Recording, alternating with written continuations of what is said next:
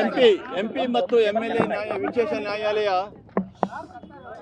ಈಗಾಗಲೇ ಶಿಕ್ಷೆ ವಿಧಿಸಿದಂಥ ಆರೋಪಿ ಪ್ರಜ್ವಲ್ ರೇವಣ್ಣ ಮಾಜಿ ಎಂಪಿ ರವರಿಗೆ ಜೀವಾವಧಿ ಶಿಕ್ಷೆಯನ್ನು ವಿಧಿಸಿದೆ. ಜೀವಾವಧಿ ಶಿಕ್ಷೆ ಅಂದರೆ ಆ ಕಾನೂನಿನಲ್ಲಿರುವಂತೆ ಸಂಪೂರ್ಣ ಜೀವನದುದ್ದಕ್ಕೂ ಜೈಲಿನಲ್ಲಿ ಇರಬೇಕಾಗತ್ತೆ.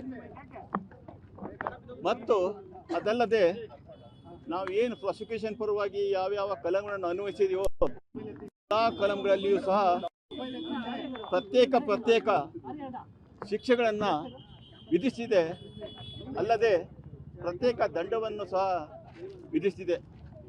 ಒಟ್ಟಾರೆಯಾಗಿ 11,50,000 ದಂಡ ವಿಧಿಸಿದೆ.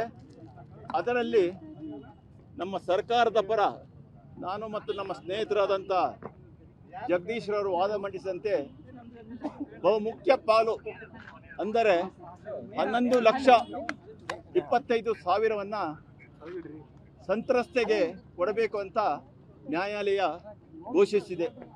ಯಾಕಂದರೆ ಸಂತ್ರಸ್ತೆ ಯಾವ ಒಂದು ಒಳ್ಳೆಯ ಸ್ಥಿತಿಯಲ್ಲಿ ಇಲ್ಲ ಮತ್ತು ಅಲ್ಲದೆ ಸಮಾಜಕ್ಕೆ ಮುಖವನ್ನು ತೋರಿಸುವಂಥ ಸ್ಥಿತಿಯಲ್ಲಿ ಇಲ್ಲ.